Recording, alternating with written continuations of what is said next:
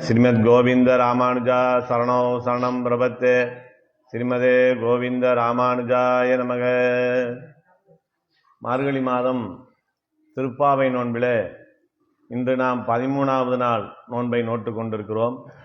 ஆழ்வார்கள் வரிசையில் தொண்டரடி பொடி ஆழ்வாரை முன்னிட்டு அவரை எழுப்பி இந்த கோஷ்டியிலே சேர்த்து கொண்டு இந்த நோன்பை தொடர்வதாக நமக்கு பூர்வாச்சாரியர்கள் தெரிவித்திருக்கிறார்கள். அந்த அடிப்படையில் நாமும் தொண்டடிப்பொடி ஆழ்வாரை முன்னிட்டு இன்றைய நோன்பை நோக்கிறோம். இன்றைய பாசுரமானது புள்ளின்வாய் கீண்டானை பொல்லா அரக்கனை கிள்ளி களைந்தானை கீர்த்திமை பாடிப்போய் பிள்ளைகள் எல்லாரும் பாவை களம்புக்கார் வெள்ளி எழுந்து வியாழம் முறங்கிற்று புல்லுஞ் சிலம்பினகான் போதரி கண்ணினாய் குள்ள குளிர குடைந்து நீர் ஆடாதே பள்ளி கிடைத்தையோ பாவாய் நீ நன்னாளால் கள்ளம் தவிந்து கலந்தேலோர் எம்பாவாய் என்கிற பாசுரம். இந்த தினத்தில் எப்படிப்பட்ட ஒரு பெண்ணை எழுப்புகிறார்கள் என்று சொல்லுகிற போது போதரி கண்ணினாய் என்று கண்ணழகு மிக்க ஒரு பெண்ணை எழுப்புகிறார்கள்.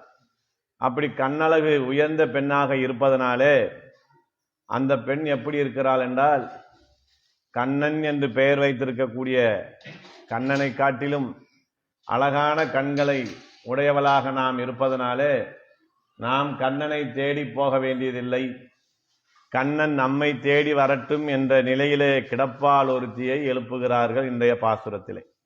அதைத்தான் போதரி கண்ணினாய் என்ற வரியின் மூலமாக நாம் தெரிந்து கொள்ளக்கூடிய விஷயமாக இருக்கிறது.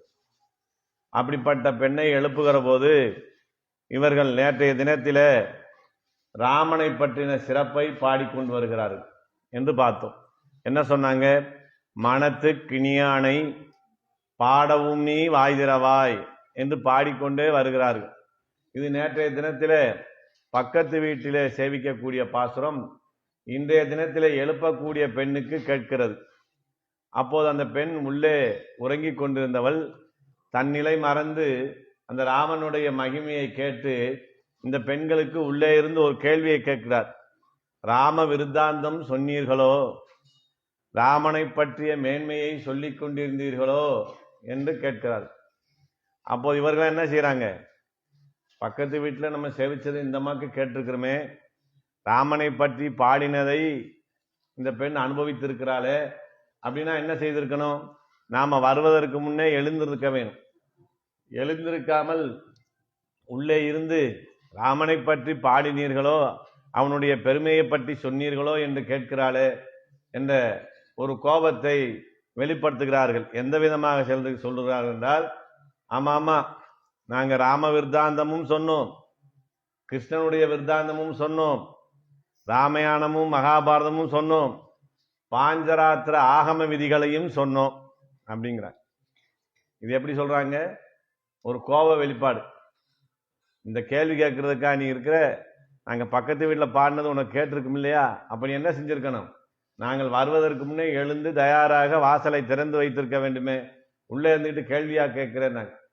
இந்த விஷயங்கள் எல்லாம் அவர் சொல்லுகிறார்களே, ராமனை பற்றி சொன்னோம், கண்ணனை பற்றி சொன்னோம், ராமாயணமும் மகாபாரதமும் சொன்னோம், பாஞ்சராத்திரம் சொன்னோம். பாஞ்சராத்திரம்ங்கிறது பகவானை நாம் எவ்வாறு வழிபட வேண்டும் என்கிற ஒரு முறை. அவன் வியூக நிலையில வருகிற போது, அச்சாவதாரமாக இருக்கிற போது அவனை நாம் எப்படி வழிபட வேண்டும் என்ற முறைகளை பகவானே அருளியது.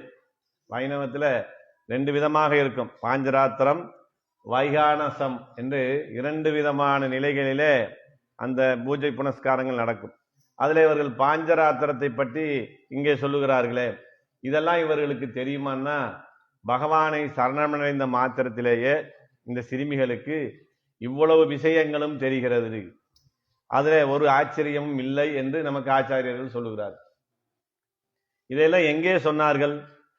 எந்தெந்த பாசுரங்களிலே கண்ணனை பற்றி, ராமனை பற்றி, பாஞ்சராத்திர ஆகமத்திலே பற்றி சொன்னதையெல்லாம் எங்கே சொன்னார்கள் என்று நாம் பார்க்க வேண்டும் என்கிற போது, புள்ளின்வாய் கீண்டானை கீழ்வானம் வெல்லென்று என்ற பாசுரங்கள் மூலமாக கண்ணனுடைய பெருமையை பேசினார்கள்.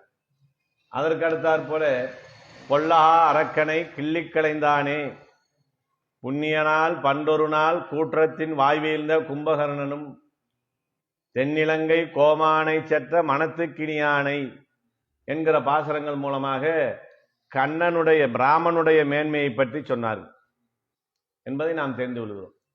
தத்துவமான இந்த பாஞ்சராத்திரமத்தை எங்கே சொன்னார்கள்னா பகவானுடைய மேன்மையை சொல்லும் விதமாக சொல்லியிருக்கிறார்கள். எங்கே சொல்லியிருக்கிறார்கள் என்று பார்க்கிற போது கீர்த்திமை பாடி போய், அவனுடைய மேன்மையை பாடி போய் என்று சொன்னார்கள். அந்த பரமன் எங்கே இருக்கிறான்னா வெள்ளத்து அரவில் துயிலமர்ந்த வித்தினை, திருப்பார்கடலிலே பள்ளி கொண்டிருக்கிறானே அவன்தான் நமக்கெல்லாம் பரமனாக பரமாத்மாவாக இருக்கிறான் என்ற செய்தியை நமக்கு சொன்னார்கள். அதான் வெள்ளத்தரவில் துயிலமர்ந்த வித்தினை, இந்த உலகத்துக்கெல்லாம் மூலாதாரமாக இருக்கிற வித்தாக இருக்கக்கூடியவனை என்று அவனுடைய மேன்மையை பற்றி இந்த பாஞ்சராத்திரம் மூலமாக நமக்கு சொல்லியிருக்கிறார்கள். ஆக இந்த எல்லா விஷயத்தையும் நாங்கள் சொன்னோம் என்று ஒரு மாதிரியான கோபத்தின் வெளிப்பாடாக அந்த பெண்ணிடம் சொல்லிவிட்டார்கள். அதை கேட்டு அந்த பெண் உள்ளே இருந்து பதிலே பேசல. ஒரு வார்த்தை ராமனை பற்றி பாடினீர்களான்னு கேட்டதுக்கே நம்மளை இவ்வளவு தூரம் கோபிக்கிறாங்களே, இதற்கு மேல இவங்ககிட்ட பேசினா நமக்கு ஆபத்து அப்படின்னு அமைதியாக இருந்து கொள்கிறார். அப்போ இவங்க அந்த பெண்ணை எழுப்பு விதமாக சொல்லுகிறார். என்ன சொல்றாங்க? முதல்ல புள்ளின் வாய் கீண்டானை, எம்பெருமானுக்கு தீங்கு செய்வதற்காக பாகாசூரன் என்கிற ஒரு அசூரன் கொக்காக வடிவம் எடுத்து அதன் மூலமாக கண்ணனை கொல்ல வருகிறார். அவ்வளவு பெரிய அசுரன் கொக்காக வடிவம் எடுத்து வருகிற போது அது கண்ணனுக்கு தெரிந்து விடுகிறது. அதை எப்படி செய்கிறான்? சர்வ சாதாரணமாக பிடித்து அதன் வாயை பிடித்து இரண்டாக பிளந்து அங்கே கொண்டு விடுகிறான். அதான் புள்ளின் வாய் கீண்டானை. சர்வ சாதாரணமா ஒரு பறவையினுடைய அந்த வாயை பிடித்து கிழித்தெறிந்தானே. அதுதான் ஆழ்வார் சொல்லும்போது சொல்றாரு, பள்ளத்தில் மேயும் பறவை உருக்கொண்டு, பள்ளத்தில் மேயும் பறவை உருக்கொண்டு கள்ள அசுரன் வருவானை, கள்ளத்தனமான அசுரன் வருவானை தான் கண்டு, கண்ணன் கண்டுகொண்டு புள்ளிதுவென்று பொதுக்கோவென்று வாய்க்கின்றான். இது பறவையா? பறவை உருவத்தில் வந்த ராட்சசன் என்று தெரிந்து கொண்டு பொசுக்குன்னு வாயை பிடிச்சு கிழித்தார். அவ்வளோ பெரிய அசுரனை எப்படி கொல்ல போறான்னு பார்த்தா போற போக்கில் சாதாரணமாக அந்த வாயை கிழித்து எறிந்து விட்டானே அப்படின்னு அவனுடைய மேன்மையை பற்றி இங்கே சொல்லுகிறார்கள். அதனால இந்த பரமாத்மா நம்மை ரட்சிப்பதற்கு நாம் அவருக்கு என்ன செய்ய வேண்டும், இந்த நிகழ்வு மூலமாக நமக்கு அறிந்து கொள்ள வேண்டிய விஷயம் என்ன இருக்குன்னா, பெருமாளிடம் நாம் சரணமடைகிறோம், அவன் நமக்கு வேண்டிய நன்மைகளை செய்ய வேண்டும். அதற்கு நாம் அவருக்கு என்ன செய்ய வேண்டும்? என்ன செய்யணும்? நம்மிடம் இருக்க பணத்தை எல்லாம் கொடுக்கணுமா? நம்மிடத்தில் இருக்கக்கூடிய செல்வங்களை எல்லாம் கொடுக்க வேண்டுமானா அதையெல்லாம் பகவான் நம்மிடத்திலே எதிர்பார்க்கவில்லை. அவர் நம்மிடம் எதிர்பார்க்கிறது ஒரே விஷயம், என்னை நீதான் ரட்சிக்க வேண்டும் என்கிற சம்மதம், ஒரு இசைவு. நம்ம யார் வேணா காப்பாற்றட்டும் இருந்தா கடைசியில் யார் காப்பாற்றுறதுன்னு இல்லாமல் போயிடும். அப்போ நம்ம பொறுப்பை யார்கிட்ட ஒப்படைக்கிறோம்? பெருமாள்கிட்ட ஒப்படைச்சிடணும். நீதான் எங்களை காக்க வேண்டும் என்கிற நம்முடைய சம்மதம் இருக்கிறதே, அதை மாத்திரம்தான் பெருமாள் எதிர்பார்க்கிறார். இதை பெருமாளிடத்தில் செய்வதற்கு நமக்கு ஏதாவது சிரமம் இருக்கா? பெருமாளே நீ என்னை காப்பாத்து அப்படின்னு ஒரு வார்த்தை மனநிறைவோடு சொல்லுவதற்கு நமக்கு ஏதாவது காசு பணம் தேவைப்படுதா? எங்கேயாவது பிரயாணப்பட்டு போய் அங்க போய் இருந்து இந்த விஷயத்த சொல்லணுமானா? இருந்த இடத்திலே இருந்து கொண்டே பகவானே நீதான் என்னை காக்க வேணும் என்று இருக்கணும். அப்படி அவன் காக்க வருகிற போது மறுக்காமல் இருக்க வேண்டும். இது இரண்டைத்தான் இங்கே நம்மிடம் பகவான் எதிர்பார்க்கிறான் என்று சொல்லுகிறாங்க. அப்போ இப்படி நம்மளுடைய இசைவுதான் நம்மை காப்பதற்கு ஒரு காரணமாக வருமா என்று பார்க்கிற போது அது ஒரு உபாயமாகி விடுமா அப்படிங்கிற ஒரு சந்தேகம் நமக்கு வரும். ஏன்னா பகவானை தவிர எந்த விதமான உபாயத்தையும் பற்றக்கூடாது, அவனையே உபாயமாக பற்ற வேண்டும் தான் நம்ம இதுவரைக்கும் பேசிக்கிட்டு வந்தோமே. இப்ப நம்மளுடைய அனுமதி வேண்டும் என்று சொல்லுகிறீர்களே, அப்போ நமக்கு அது உபாயமாகி விடாதான்னா உபாயமும் ஆகாது. இங்க இன்னொரு சந்தேகம் நமக்கு வரும். அப்ப பெருமாள் இந்த ரட்சகமான விஷயத்தில நம்முடைய இசைவு என்பதை ஒன்று பார்க்கிறார்.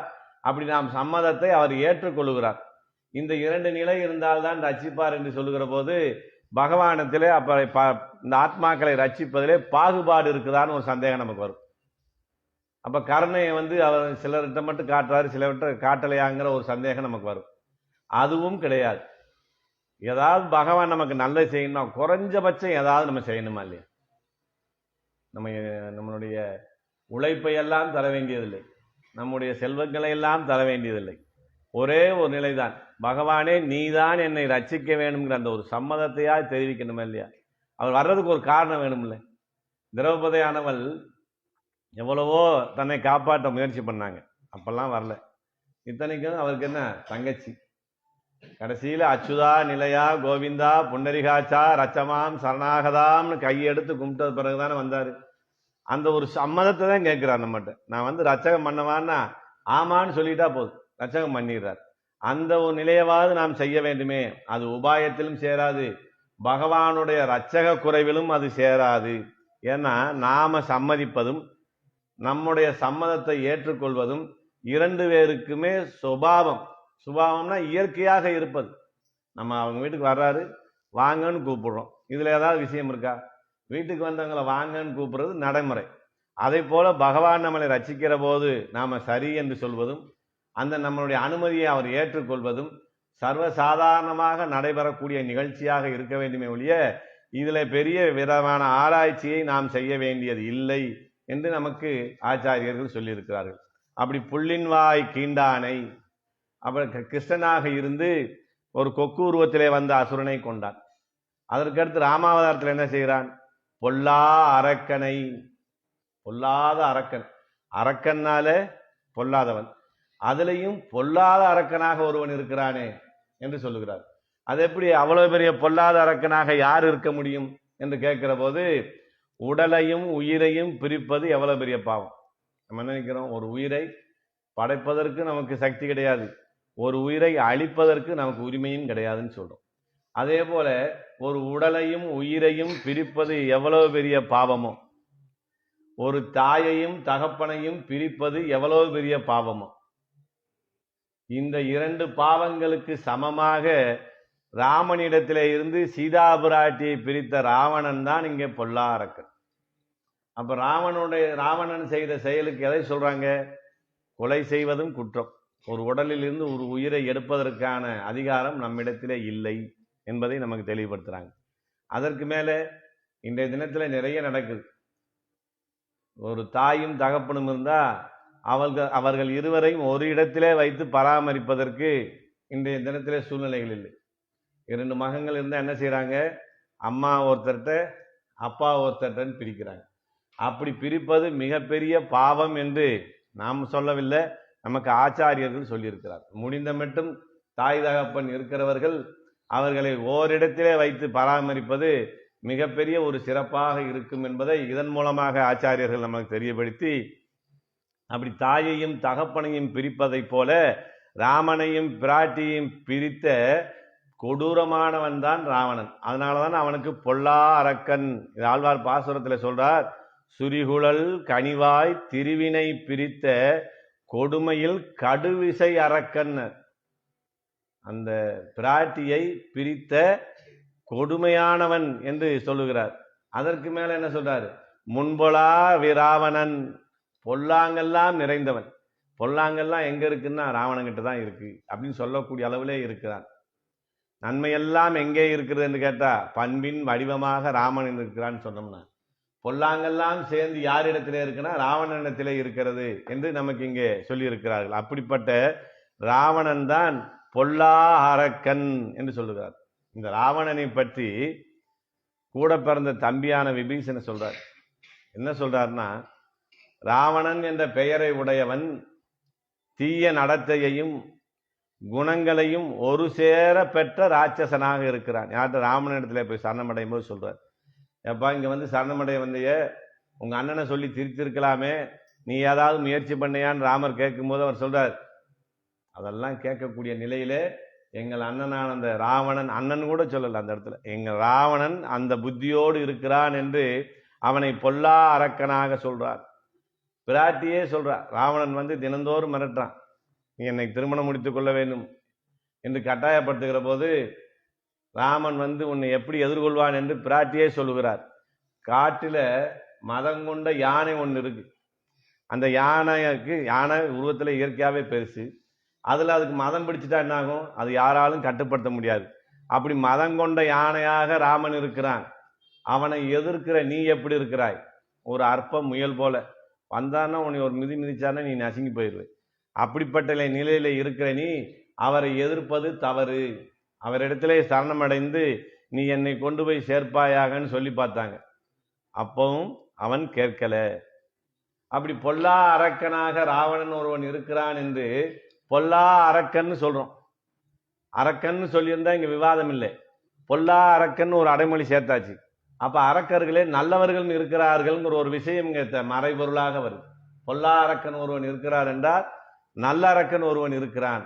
அந்த நல்லரக்கன் யார்? யார் மூலமாக நம்ம தெரிந்து கொள்கிறோம்னா, இந்த சீதா பிராட்டி பிரிவதற்கு யார் காரணமாக இருந்தார்களோ, இந்த ராவணன் அழிவுக்கு யார் காரணமாக இருந்தாரோ அந்த சூர்பனகையே சொல்லுகிறார் தன் அண்ணனை பத்தி. என்ன சொல்றா? ராவணன் எங்க குலத்துக்கு தகுதியா நடந்துக்கிறார், எங்க அசுர குலத்துக்கு என்ன லட்சணமோ அதுபடி நடந்துக்கிறார். ஆனா எனக்கு இன்னொரு அண்ணன் இருக்கிறார், அவர் பேரு விபீஷணன். அவர் எப்படிப்பட்டவர்னா தர்ம வழி நடப்பவன், ராட்சச செயல்கள் சிறிதும் அற்றவன். அப்ப அரக்கர்களே பொல்லா அரக்கனாக ராவணன் இருக்கிறான். ஒரு தாய் வயிற்றிலே பிறந்த பிள்ளைகளிலே ஒருவன் பொல்லாதவனாக இருக்கிறான், ஒருவன் நல்லவனாக இருக்கிறான் என்பதை பற்றி இங்கே நாம் தெரிந்து கொள்கிறோம். அப்படி விபீஷணன் சிறந்தவனாக இருக்கிறான். இப்படி பொல்லா அரக்கனாக இருக்கக்கூடிய ராவணனை என்ன செய்தாய்? நீ கிள்ளி களைந்தானே. ராமன் என்ன செய்கிறான்னா கிள்ளி களைகிறார். நம்ம எல்லாம் இப்ப இந்த கீரை வாங்கினா அதுல இருக்கக்கூடிய அந்த இலைகளை களையும் போது என்ன செய்யறோம்? சாதாரணமா போடுவோம். அந்த கீரையில் இருக்க இலை எடுக்கிறதுக்கு நம்ம இன்னும் கத்தியோ வேற ஆயுதங்களோ பயன்படுத்த வேண்டியதில்லை. அது ரொம்ப எளிமையா அப்படி பிச்சு போட்டுரும். அதுபோல ராமன் என்ன செய்கிறான்னா, ராவணன் மிகப்பெரிய பலசாலி, அசுரர்களுக்கெல்லாம் தலைமையாக இருக்கிறவன், சிவனிடத்திலே பலவிதமான வரங்களை பெற்றவன், 10 தலைகளை உடையவன், இமயமலையே தன் கையாலே அசைத்து காட்டியவன், தன் நரம்புகளை எல்லாம் வீணையாக்கி அதிலே நாதத்தை மீட்டி சிவனையே மகிழ்வித்தவன். இவ்வளவு பலம் வாய்ந்தவன ராமன் ஒரு மனிதனாக நம்ம ஒரு அரச குலத்திலே பிறந்த இளவரசனாக இருக்கக்கூடியவர். சக்தி பலம் என்று பார்க்கிற போது ராவணனுக்கு முன்னே ராமனுடைய பலம் சாதாரணமாக இருக்கும் நம்ம நினைச்சாலும் கூட எப்படி பண்ணாராத கிள்ளி களைந்தானே, சர்வ சாதாரணமாக கிள்ளி போட்டார். அங்கே கொக்கு உருவத்திலே வந்தவனை புள்ளின் வாய் கீண்டானேன்னு சாதாரணமா கிழிச்சு போட்டான். அதுல பொல்லாரக்கனாக இருக்கக்கூடிய ராவணனை கிள்ளி களைந்தானேன் என்று பகவானுடைய மேன்மைகளை பற்றி இங்கே சொல்லிக்கொண்டே வருகிறார். அவனுடைய செயல்கள் சாதாரண செயலாக இருந்தாலும் கூட நமக்கு மிகப்பெரிய விஷயமாக தென்படும். தனக்கு பிரியமானவர்கள் ஒரு சின்ன விஷயத்தை செஞ்சுட்டா கூட நம்ம என்ன செய்வோம்? பெரிய சாதனை செஞ்சுட்டாங்க, நம்ம பெருசா பேசுவோம் இல்லையா? ஆனா பெருசா பேசின விஷயத்த நம்ம பெருசா பேசும். பகவான் சர்வ சாதாரணமாக பெரிய விஷயங்களை செய்திருக்கிறார். அதை இங்கே ஆழ்வார்களும் ஆண்டாலும் பாசுரத்திலே சொல்லுகிறார்கள். ஆழ்வார் என்ன சொல்றார்? கல்லெடுத்து கல்மாரி காத்தாய். ஒரு மலையை தூக்கி சாதாரணமா விரல்ல பிடிச்சி நிற்கிறார். நம்ம இன்னைக்கு இருக்கிற ஒரு வாளி தண்ணியை தூக்க முடியல, அதுக்கே ஒரு ஆளை தேடும், இந்த வாளியை தூக்கி அங்கே வைங்கன்னு கேட்கணும். ஆனா கோவர்தனகிரி மலையை சர்வ சாதாரணமாக தூக்கி பிடித்து நின்று இந்த ஆயர்பாடியும் ஆயர்பாடி பசுக்களையும் ஆயர்களையும் காத்தானே, அது எவ்வளவு பெரிய வீர செயல் என்று சொல்லுகிறார். அப்படி கிள்ளி களைந்தவனுடைய கீர்த்திமை பாடி, புள்ளின்வாய் கீண்டானை பொல்லா அரக்கனை கிள்ளி களைந்தானை, அவனுடைய கீர்த்திமை பாடி போய் அவனுடைய வீரங்களையும் மேன்மைகளையும் நாம் பாட வேண்டும். அவ்வளவு மேன்மை அவனிடத்துல இருக்கிறதா என்று பார்க்கிற போது அவனுடைய மேன்மையை நாம சொல்வது சர்வசாதாரணம். ஏன்னா நமக்கு பகவானை பிடிக்கும், நாம் என்ன செய்வோம்? 1க்கு 2 ஏறிட்டு கூட சொல்லுவோம். இவங்களுக்கு வேற வேலை இல்லை, அப்பா பார்த்தாலும் பெருமாள் தான் உயர்ந்தவர், பெருமாள் தான் சிறந்தவன் சொல்லுவாங்கன்னு நமக்கு ஒரு அடையாளம் இருக்கு. பெருமாளை தவிர யாரையும் கும்பிட மாட்டேன்னு சொல்ற அளவு கூட இவங்க தயாரா இருக்கிறாங்களேன்னு சொல்லுவாங்க. அப்படிப்பட்ட நாம நம்மளுடைய பெருமாளை பற்றி நாராயணனை பற்றி சிறப்பாக சொல்வதிலே ஒரு அதிசயம் இல்லை. இங்கே யார் ராமனுடைய சிறப்பை பற்றி சொல்லுகிறார்கள்னா, யார் அவனுடைய அம்புலே அடிபட்டு 2ஆக பிளந்து செத்தாலும் சாவேனை ஒழிய ராமனுடைய திருவடியை சரணமடைய மாட்டேன் என்று சொன்ன ராவணன் சொல்லுகிறான். நேர் எதிரி, ராமனை அழித்தே தீர வேண்டும் என்ற நிலையில இருந்த ராவணன் என்ன சொல்றான்? பிரசித்தி பெற்ற வீரியத்தை உடையவனும் பராக்கிரமங்களை கண்டு எல்லாராலும் கொண்டாடத்தக்கவனும் எனக்கு சத்ருவுமான வீரனான ராகவனை அழிவற்ற நாராயணன் என்றே நான் நினைக்கிறேன். யுத்தத்தில் ஒரு நாள் சந்திச்சுட்டு வந்ததுமே வீட்டில் போய் அவங்க வீட்டுக்கார மட்டும் அப்படி சொல்றார், வந்திருக்கிறது ராமன் தசரதனுடைய மைந்தன் சொன்னாங்க. போய் பார்த்த பிறகுதான் தெரிந்தது அவன் அழிவற்ற என்றுமே நிலையாக இருந்து எல்லாற்றையும் காத்து கொண்டிருக்கிற கூடிய நாராயணனாகவே நான் நினைக்கிறேன் என்று அவனுடைய மேன்மையை பற்றி யார் சொல்றா? நேர் எதிரியாக இருக்கிற ராவணன் சொல்லுகிறான். அப்படி எதிரியாக இருக்கிறவன் கூட அவனுடைய பெருமையை சொல்லுகிற போது அவனை பிரிந்து அந்த துன்பத்திலே வாடி இருக்கும் நாம அவனை பற்றி பேச வேணாமா? அதற்கு பெண்ணே நீ எழுந்து வர வேண்டும் அப்படின்னு சொல்றாங்க. சரி, இப்படி அவனை பிரிந்து மிகவும் துன்பத்திலே தளர்ந்து தயங்கி ரொம்ப சோர்வாக இருக்கிறார்களே, இவர்களால் எப்படி தினந்தோறும் இந்த நோன்பில ஈடுபட முடிகிறதுன்னு பார்ப்போம். நம்ம பார்க்குறோம், மார்கழி பிறந்துட்டா மொதல் ஒரு 4-5 நாள் நம்ம ரொம்ப சுறுசுறுப்பாக இருப்போம். காலையில் எந்திரிக்கிறதோ நம்ம குடிக்கிறதோ நமக்கு பெரிய ஒரு விஷயமா தெரியாது. அந்த நாள் நகர நகர 10 நாளைக்கு மேலே போக போக போக என்ன செய்யும்? எந்திரிக்கணுமா, டைம் வந்துருச்சா, ஐயோ குளிக்கணுமா, திருமணம் வைக்கணுமா, போகணுமாங்கிற எண்ணம் வரும். ஏன்னா அந்த சோர்வுக்கு நமக்கு ஏற்படும், அது இயற்கையாகவே இருப்பது. அப்படி இவர்களுக்கு எதனாலே சோர்வு வருகிறதுனா, கண்ணனை நாம் அடைய வேண்டுமே. இந்த சோர்வையெல்லாம் பார்த்தால் நாம் கண்ணனை அடைகிற மிகப்பெரிய வாய்ப்பு நம்மளை விட்டு விட்டு போகுமே என்று இவர்கள் இப்படி வீட்டுக்கு நடந்து வருகிறார்களே, எவ்வாறு முடிகிறது? இப்போ நம்மளால ஏன் முடியுது? எப்படியாவது நினைக்கிறோம், இன்னைக்கு ஒரு நாள் விட்டுட்டா அந்த நோன்பிலிருந்து ஒரு நாள் நமக்கு தவறி போகுமே. ஆண்டாள் நாச்சியார் 30 தப்பாமேன்னு சொல்லியிருக்கிறாங்களே, முடிந்த அளவுக்கு நாம் கலந்து கொள்ள வேண்டுமேங்கிற ஒரு ஆர்வம், அவனுடைய பாசரங்களை மேன்மையை பாட வேண்டும் என்பதற்கு நாம் எப்படி இங்கே வந்து சேருகிறோமோ அதை போல அவர்களுக்கு அந்த கண்ணனை அடைய வேண்டும் என்ற அந்த விருப்பத்தினாலே அவனுடைய நாமங்களை பாடுவதே அவங்களுக்கு தெம்பு கொடுக்குது. இவங்களுக்கு எப்படி இந்த சக்தி கிடைத்தது? அதான் சொல்றாங்க, பாடி போய் அவனுடைய நாமங்களை சொல்லுவதே நமக்கு மிகப்பெரிய ஊக்கமாக இருக்கிறது. தான் உகந்த ஊரெல்லாம் தந்தால் பாடி பூங்கோவலூர் தொழுதும் போது நெஞ்சேனர். நமக்கு சோர்வு ஏற்படுகிற போதெல்லாம் ராமா, கண்ணா, கிருஷ்ணா, நாராயணா, கோவிந்தா, அச்சுதா இன்னும் சொல்ல சொல்ல சொல்ல நமக்கு என்ன ஆகுது? நம்ம உடம்பும் பலம் பெறுகிறது, நம்மளுடைய மனதிலே இருக்கக்கூடிய கலக்கங்களும் நம்மளை விட்டு போகுது. ரொம்ப கலக்கமாக குழப்பமாக இருக்கும். என்னடா இது யார்கிட்ட போய் சொல்லலாம்னு நினைக்கிறோம். முந்தையெல்லாம் ஒருத்தருக்கு ஒருத்தர் தனிப்பட்ட விஷயங்களை கூட பேசுகிற காலமாக இருந்தது. இன்னைக்கு ஒவ்வொருத்தரும் மனசுக்குள்ளே இருக்கிறத யார்ட்டையும் சொல்ல முடியாத சூழ்நிலையில் இருக்கு. ஏன்னா இன்னைக்கு சொன்னால் நாளைக்கு நம்மளை பற்றி விமர்சனம் பண்ணிடுவாங்களேங்கிற ஒரு சூழ்நிலை இருக்கு. அப்போ நாம் யார் இடத்துல சொல்ல வேண்டியிருக்கு? பகவானிடத்திலே சொல்லுவோம். இன்னைக்கு கோயிலுக்கோ ராமானுஜ கூடத்திற்கோ போய் ஆண்டாளனுடைய பாசுரம் 30ஐயும் சேவிச்சுட்டா நமக்கு நிம்மதியாக இருக்கும் அப்படிங்கிற ஒரு தெம்பு கிடைக்குது இல்லையா? அதை போலதான் இவர்கள் வருகிறார்கள். நெடுந்தூரமாக முந்தியெல்லாம் யாத்திரை போகணும், திவ்யதேச யாத்திரைகளுக்கு. இப்போ தான் நமக்கு சௌகரியமான வண்டிகள்லாம் இருக்குது, நல்ல வாகனங்கள் இருக்குது, அதில் ஏசி வச்ச வாகனம் இருக்குது, அதில் படுக்கையோடு இருக்கிற வாகனம் இருக்குது. இவ்வளோ வசதியாக போய் அங்கே தங்குவதற்கு இடங்களும் இருக்கிறது, நாம் சௌகரியமாக சேவிக்கிறோம். அந்த காலத்துலலாம் திவ்ய தேசங்கள் எப்படி சேவிச்சிருப்பாங்க? எந்த வாகன வசதியும் இல்லை, சாலை வசதி இல்லை, தங்குற வசதி இல்லை, எங்கே இடம் கிடைக்குதோ அங்கே தங்கணும். அப்படிப்பட்ட நிலையில வெகு தூரம் நடந்து பசியினால் வாடிய மனத்தை உடையவர்களும் புண்டரீகாட்சனுடைய திருநாம சங்கீர்த்தனமாகிய அமிர்தம் கட்டுச்சோறாகிறது. அப்படி போறவங்களுக்கு உணவாக இருப்பது எது?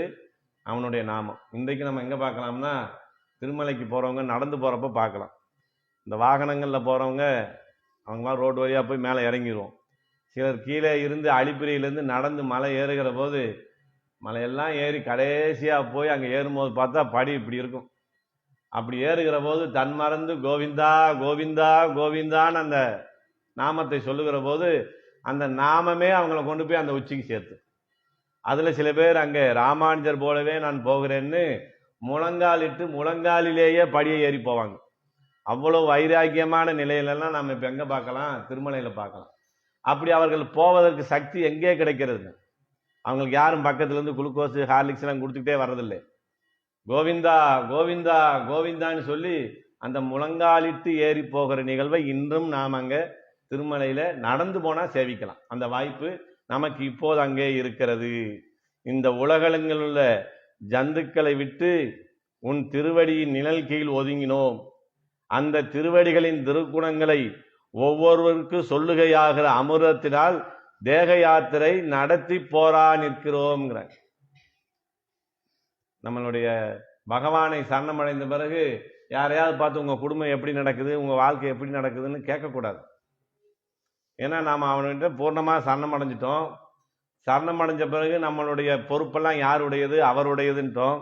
அப்படி அவர் நம்மளை ரட்சிப்பதற்கு உண்டான அனுமதியை நம்ம கொடுத்து விட்டோம். அதுக்கு பிறகு நான் அதை செஞ்சிருக்கேன், இதை செஞ்சிருக்கேன், இது மூலியமா எனக்கு வருது, அது மூலமாக எனக்கு வருதுங்கிற வார்த்தை நமக்கு வரக்கூடாது. அவனுடைய நாமங்களை ஒருவருக்கொருவர் நாங்கள் பரிமாறிக் கொள்வதனாலே எங்களுடைய தேக யாத்திரை நடக்கிறது. ஏதோ பெருமானங்களை பார்த்துக்கிறேன்.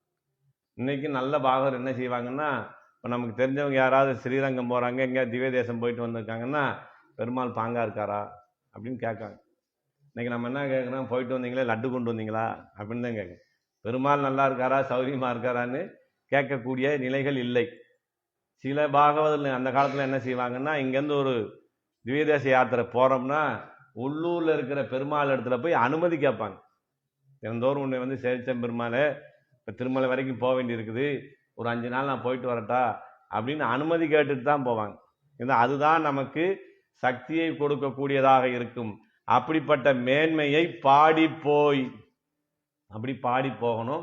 இப்படி பாடுவதற்கு உண்டான நிலையில இருக்கக்கூடிய இந்த கோஷ்டியை சேர்ந்த பிள்ளைகள் எல்லாரும் எழுந்து வந்து அந்த கோஷ்டிக்கு போய் சேர்ந்துட்டாங்க. சிறு பிள்ளைகள் எல்லாம் எழுந்து வந்துட்டாங்க.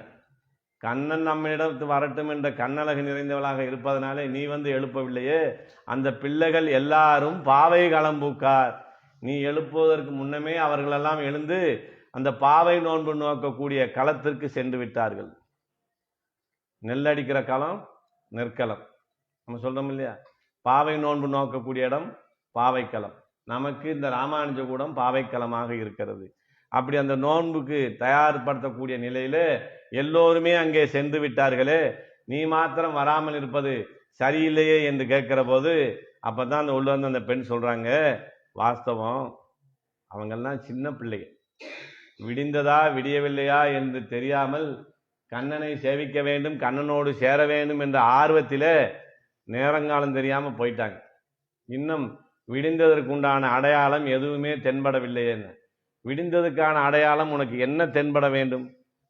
நீ எதை கொண்டு விடிந்தது என்று அறிந்து கொள்ளக்கூடிய நிலை இருக்கிறது என்று கேட்கிறார்கள். அவர்கள் தான் சிறு பிள்ளைங்க, அடையாளம் தெரியாம கால நேரம் தெரியாம போயிட்டாங்க. நீ விடிந்ததற்கான அடையாளமாக எதை எதிர்பார்த்து கொண்டிருக்கிறாய் என்று அவங்க கேட்கிற போது, சுக்கிரன் உதயமாகட்டும், குரு அஸ்தமனமாகட்டும், அப்போதுதான் விடிய போகிறது என்ற அர்த்தம். அந்த நேரத்திலே நான் வருகிறேன் என்று சொல்கிறார். சுக்கிரன்கிறது வெள்ளி கிரகங்கள்ல, வியாழன்கிறது குரு. நம்ம சொல்லுவோம், முந்தைய காலத்துல தோட்டத்துல போய் ஏதாவது இந்த பயிர்களுக்கு காவலுக்கு போவோம், இல்லை களத்துல காவல் இருப்போம். அப்படி இருக்கும்போது விடிந்து விட்டதா நமக்கு அடையாளம் பார்க்கணும்னா கிழக்கு திசையை பார்த்தோம்னா அந்த ஒரு 3 மணிக்கு மேல ஒரு வெள்ளி தெரியும். அதுக்கு பேர் தான் விடிவெள்ளின்னு பேர். அது வந்துருச்சுன்னா சரி, மணி 3 ஆச்சு, இன்னும் கொஞ்ச நேரத்தில் விடிந்து விடும் என்று நாம தெரிந்து கொள்ளலாம். அப்பெல்லாம் அந்த கடிகாரம் கூட இருக்காது. அப்படிலாம் இருக்கிற காலம் இருந்ததுல அந்த வெள்ளியை பார்த்தான் அடையாளம் பார்த்தார்கள். அதைத்தான் இங்கே சொல்லுகிறார், வெள்ளி எழுந்து வியாழம் உறங்கிட்டு. அப்ப இவங்க அதுக்கு பதில் சொல்றாங்க, நீ சொல்லக்கூடிய அந்த வெள்ளி எழுந்து விட்டது, அது எழுந்து உச்சிக்கு வந்துருச்சு, அது கடமையை அது சிறப்பாக செய்து விட்டது. நீ சொல்லக்கூடிய குருவும் அஸ்தமனமாகிவிட்டது. இதெல்லாம் நடந்த பிறகும் நீ வராமல் இருக்கிறாயே.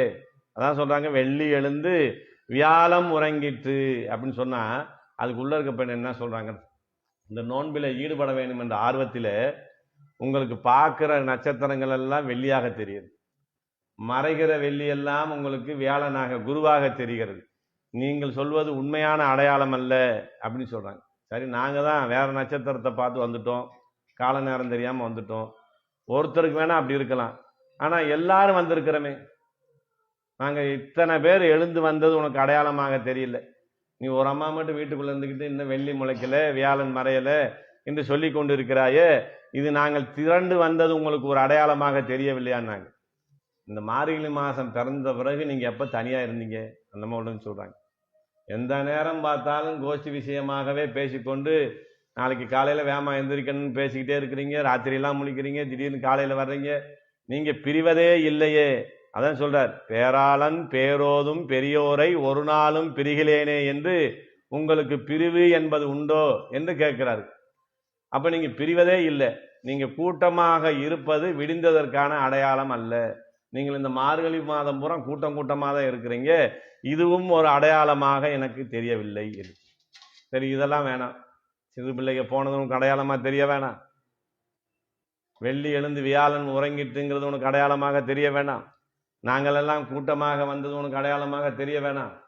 புல்லும் சிலம்பினகான், பறவைகள் எல்லாம் எழுந்து இறை தேட செல்வதற்காக ஓசை எழுப்புகிறதே, அந்த அடையாளம் உனக்கு கேட்கலையான்னாங்க. ஏன்னா ஏற்கனவே புல்லும் சிலம்பினகான் புல்லரையன் கோவில் ஏற்கனவே சொல்லியிருக்கிறோம்.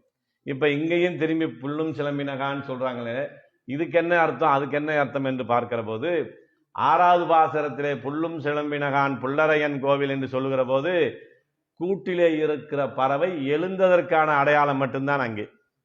இங்கே புல்லும் சிலம்பினகான் என்று சொல்லுகிற போது அப்படி கூட்டிலே இருந்து உறக்கத்திலிருந்து எழுந்த பறவையானது இடைதேற புறப்படுகிற ஒளி இங்கே. அப்படி இறைதேட போவதற்காக அது ஓசை எழுப்புகிறதே, அது உனக்கு கேட்கவில்லையா? புல்லும் சிலம்பினகான், அறிவில்லாத பச்சைகள் கூட விடிந்து விட்டது என்பதை அறிந்து கொண்டு இறைதேட போகிறதே, அதை பற்றி உனக்கு அக்கறை இல்லையான்னு சொல்லும்போது அதைத்தான் நானும் சொல்றேன். அறிவுள்ளவங்க சொல்ற விஷயத்த கேட்கறேன். அறிவில்லாத பறவை ஒரு சத்தம் போட்டுச்சுன்னு விடிஞ்சிருச்சுன்னு நீங்க நினைக்கிறீங்களே, அதுதான் தவறை ஒழிய என் தவறு இல்லை என்று சொல்ற. அப்போ ஒரு முடிவு பண்ணிட்டேன், நாங்க என்ன சொன்னாலும் பதில் சொல்றதுதான் வேலைன்னு வச்சிருக்கிற. நீ எழுந்து நிச்சயமாக வரப்போவதில்லையா? ஏன் வரமாட்டேன்னா, உனக்கு ஒரு கர்வம் இருக்கிறது. என்ன கர்வம் இருக்கிறது? நாம் கண்ணழகு நிரம்ப பெற்றவள். அதனால கண்ணன் என்ன நம்ம தேடி போறது, கண்ணன் நம்மளிடத்திலே வர வேண்டும். உன்னுடைய கண்கள் எப்படிப்பட்ட கண்கள்? போது அரி கண்ணினாயின, மலர் போன்ற கண்கள். மலர் போன்ற கண்களாக மானின் கண்களுக்கு ஒத்ததாக இருக்கக்கூடிய கண்கள். பூவிலே வண்டு படுத்திருந்தால் எப்படி இருக்குமோ அது போன்று அழகான கண்கள். புஷ்பத்துக்கும் உனக்கும் உன் கண்ணுக்கும் போட்டி வச்சா எது வெற்றி கொள்ளும் பார்த்தா பூக்களை விட உன் கண்ணழகு விஞ்சி இருக்கும். அதனாலே உனக்கு ஒரு கர்வம். உலாவுகின்ற மான் போன்ற மானிடத்திலே இருக்கக்கூடிய கண்ணை போன்ற கண்ணை உடையவளே, இப்படிப்பட்ட கண்ணழகின் நிரம்பி இருப்பதனாலே நீ என்ன செய்கிறாய்? கர்வத்திலே இருக்கிறாய். எல்லாரும் தேடி நம்மளை வரட்டும், நம்மளை கெஞ்சட்டும், கண்ணனும் தேடி வரட்டும். இந்த கோஷ்டியெல்லாம் போலேன்னா அவர் வருவார்ல, என்ன கோஷ்டிக்கு யாரையும் காணும் அப்படின்னு அவர் தேடி வருவார்ல, அப்படிங்கிற நிலையில நீ இருக்கிறாய் என்ற இடத்திலே தான் போதரி கண்ணினாய் என்று சொல்லுகிறார். உன்னுடைய கண்கள் அழகான கண்கள். அந்த அழகை கொண்டு நீ என்ன செய்வ? பகவானை வலையிட்டு பிடித்து கொண்டு எங்களிடம் சேர்ப்பாய், இல்லை எங்களை அவனிடம் கொண்டு சேர்ப்பாய் என்றுதானே நாங்கள் நினைத்திருந்தோம். இப்ப அந்த கண்ணழகே எங்களுக்கு விரோதியாக போய்விட்டது. நீ இந்த கோஷ்டியிலே வந்து கலந்து கொள்ளாமல் இருப்பதற்கு அதுவும் ஒரு காரணமாக போகிவிட்டதோ. அதனால என்ன நினைக்கிற? நாம் எங்கேயும் தேடி போக வேண்டியதில்லை, கண்ணன் நம்மை தேடி வரட்டும் என்று நீ இருக்கிறாயே, இது தவறு. இந்த இடத்துல இந்த நேரத்தை நாம தவற விட்டு விட்டோம்னா நமக்கு கிடைக்கக்கூடிய பலன் கிடைக்காது. என்ன பலன் கிடைக்காது? குளிர உள்ளமெல்லாம் குளிரக்கூடிய அளவுக்கு நாம் நீராட வேண்டும். அந்த நீராடக்கூடிய வாய்ப்பு நமக்கு இங்கே கிடைக்காமல் போய்விடும். அதான் குளிர குடைந்து நீராடாதே. குளிக்கிறதுனா மேலோட்டமா குளிக்கிறது ஒரு விதம். இந்த ஸ்ரீரங்கத்திலிருந்து முந்தி நம்ம சாமி ஒருத்தர் வருவார், ஆண்டாளம்மா கூட அங்கே இருந்தவங்க. அவர் அங்கே தினந்தோறும் காவேரியிலே போய் நம்ம முழிச்சு வந்தவர்.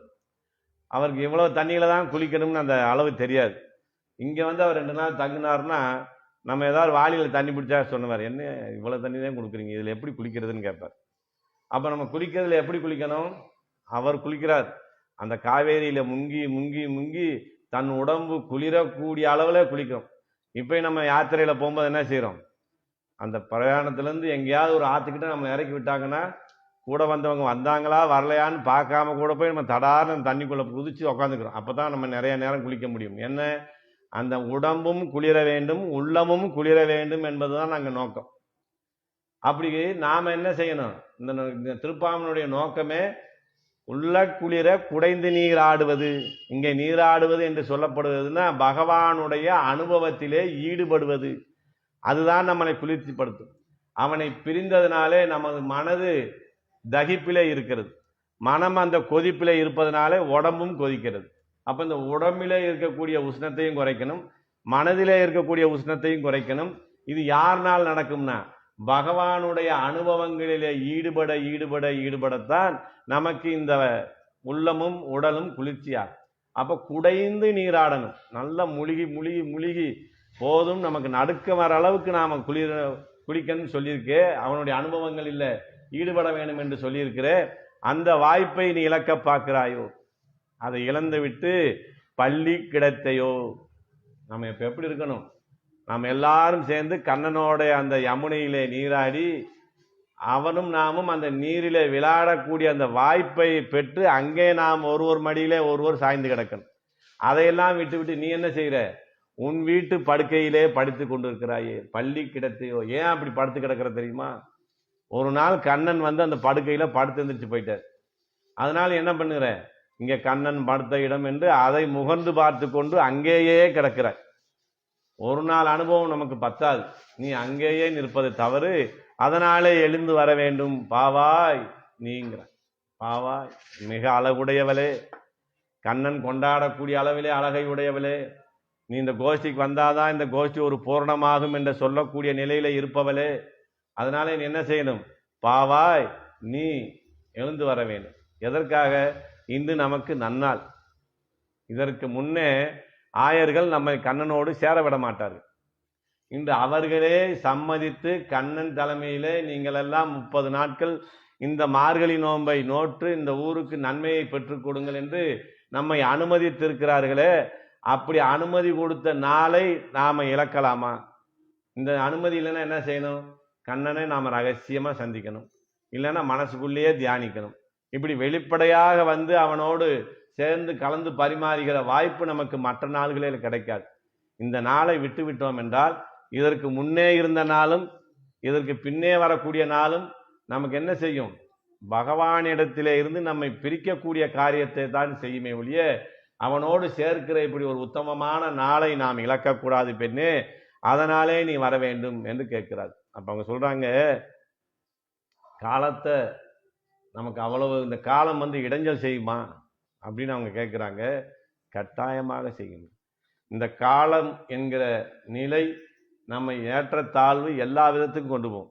என்ன நினைச்சோமோ, என்ன நடந்ததோ, என் நேர காலம் சரியா இல்லை, நான் இப்படியெல்லாம் துன்பப்படுகிறேன், என் குடும்பத்தில் இப்படிலாம் இருக்குன்னு நம்ம சொல்றோம் இல்லையா? அப்ப இதெல்லாம் எது நிர்ணயிக்குது? அந்த காலம்தான் நிர்ணயிக்கிறது. அந்த காலத்தை நாம் அவ்வளவு சாதாரணமாக எடை போடக்கூடாது. இந்த காலம் நடையாடாத இடம் ஒன்று இருக்கு. இந்த எங்க? பரமபதம். இந்த காலத்தினால் அங்க உள்ள போகவும் முடியாது, அங்க எதுவும் செய்ய முடியாது. ஆனா அங்கே இருக்கிறவர்களே பகவானை தரிசிப்பதற்காக ஆர்வத்தோடு இருக்கிறார்கள். அப்படி இந்த பூலோகத்தில் இருக்கக்கூடிய ஒரு நிலைமை நமக்கு எதுவும் வந்துடக்கூடாதுன்னு அங்கே இருக்கிறவர்களே ஆர்வமாக கண்ணனை பெருமாளை தரிசிக்கிறார்களே.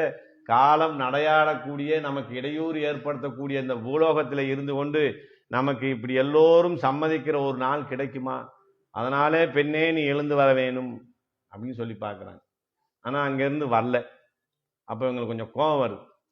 பள்ளி கிடத்தையோ பாவாய் நீ நன்னாளால் கள்ளம் தவிர்ந்து கலந்தேலோரம் பாவாய். நீ ஏதோ திருட்டுத்தனம் பண்ற. கண்ணனுக்கு நெருக்கமாக இருக்கிற உன்னை நாங்கள் பார்க்க வேண்டும் என்றுதான் உன்னிடத்திலே வந்து நாங்கள் இருக்கிறோம். நீயும் அவனும் கலந்து பரிமாறிய உன்னுடைய தேகத்தை நாங்கள் பார்க்க வேண்டும். அதை அனுபவித்தால் கூட எங்களுக்கு போதும் என்ற ஒரு எண்ணத்திலே தான் நாங்கள் இங்கே வந்திருக்கிறோம். கண்ணனை நீ எங்களுக்கு தராவிட்டாலும் பரவாயில்லை, கண்ணனோடு இருந்த நீ வந்தால் போதும், உங்களை நாங்கள் பார்த்து ஆனந்தப்படுவோமே. அதையும் நீ தடுக்கிறாய். நான் சொல்றோம் இல்லையா, எங்கேயோ திவ்ய தேச யாத்திரை போயிட்டு வர்றாங்க, நம்மளால போக முடியல, போயிட்டு வந்தவங்களை கும்பிட்டா போதும் நமக்கு அந்த பலன் கிடைக்கும்னு சொல்றோம். அதைத்தான் இங்க சொல்றாங்க. நீ கண்ணனோடு இருந்திருக்கிறாய், உன்னை நாங்கள் அனுபவித்தால் கண்ணனை அனுபவித்த நிலை எங்களுக்கு ஏற்படும், அதையும் நீ தவிர்க்கிறாய். இது ஒரு கள்ளம்ங்கிறாங்க, திருட்டுங்கிறாங்க. எப்படி திருட்டாகும்? நான் சொல்றது யாரு? அந்த உடம்பை மாத்திரம் இல்லை, உடம்பு ஒரு நாளைக்கு அது பாட்டுக்கு படுத்துரும், அப்புறம் 4 பேர் வேணும் அதை சரி பண்றது, அப்புறம் பேர் இருக்காது, எப்போ எடுக்கிறாங்கன்னு கேட்குற இடத்துக்கு வந்துடும். அப்போ இந்த உடம்பு நாம இருந்தாலும் கூட உடம்பை கடந்து இருக்கக்கூடிய ஆத்மாதான் நாம்னு சொல்றோம். ஏன்னா நாம் யார் என்ற கேள்விக்கு இந்த உலகத்திலே விடை சொல்லக்கூடிய ஒரே சம்பிரதாயம் வைணவ சம்பிரதாயம். அந்த ஆத்மாதான் நாம்னு சொல்றோம். அப்ப ஆத்மாதான நான் அப்படிங்கிற எண்ணம் வந்துட்டா அது திருட்டுங்கிறாங்க. ஏன்னா ஆத்மாதான் நம்ம, ஆனா இந்த ஆத்மா நம்மது கிடையாது. இந்த ஆத்மா பரமாத்மாவினுடையது. இந்த ஆத்மா என்னுடையது நினைத்தாலே ஒரு திருட்டா. பகவான் மேல இருக்கிற ஆபரணங்களையும் நகைகளையும் அவர் உண்டியில் விழுகிற பணத்தையும் திருடுவது மாத்திரம் திருட்டல்ல. இந்த ஆத்மாவை என்னுடையதுன்னு நாம நினைத்தா கூட திருட்டுன்னு சொல்லியிருக்கிறாங்க. இங்க இவங்க என்ன சொல்றாங்க? உன்னுடைய தேகத்தை, உன்னுடைய வடிவழகை நாங்க பார்க்க வேணும்னு கேட்கிறாங்க. இங்க உடம்பு ஆத்மாவாகுமானா ஆத்மாவோடு சேர்ந்து இருப்பதனால இந்த உடம்பும் ஆத்மாவாக இங்கே பாவிக்கப்படும். அப்படிப்பட்ட எங்களுக்கான பொருளை நீ தர மறுக்கிறாய், அதுதான் இங்கே திருட்டு. அப்ப சொல்றாங்க இவங்க, ஆத்மாவை நான் என்னதுன்னு நினைச்சா ஒரு திருட்டுன்னு சொன்னோம். அப்படிப்பட்ட திருட்டை செய்தவர்களை கூட சமயத்துல போய் பெருமாள்கிட்ட என்னை மன்னிச்சுக்கங்க, தெரியாம நானும் நினைச்சிட்டேன், நான் அடியேன் என்பதுதான் நான் என்பதை எங்கள் ஆச்சாரியன் சொல்லி இருந்தும் நான் மறந்து விட்டேன், அதனால என்னை மன்னிச்சுக்கங்கன்னு கேட்டா சரிப்போ மன்னிச்சுட்டேன், இனிமேலாவது நீ சேஷன்ங்கிற எண்ணத்தோட இருன்னு சொல்லிடுவாராம். ஆனா இங்க நீ என்ன, நீ எங்களுக்கெல்லாம் தலைவி, எங்களுக்கு வழிகாட்டக்கூடிய நிலையில இருக்கக்கூடியவள், நீ உன்னை தர மறுத்தால் அது மிகப்பெரிய திருட்டு. அடியவர்களுக்கான பொருளை அடியவர்களுக்கு தரவில்லை என்றால் பெருமாள் கூட மன்னிக்க மாட்டான். என்ன செஞ்சிருக்கிற? பாகவதர்களுக்கு தர வேண்டிய விஷயத்தை தராமல் ஒழித்து வைத்து கொண்டாய், தர மறுத்தாய், அது மிகப்பெரிய திருட்டு, இதுக்கு மன்னிப்பே இல்லைன்னு சொல்லிட்டாங்க. இது எங்க போய் சேர்ந்தாலும் இந்த மன்னிப்பு நமக்கு கிடைக்காது.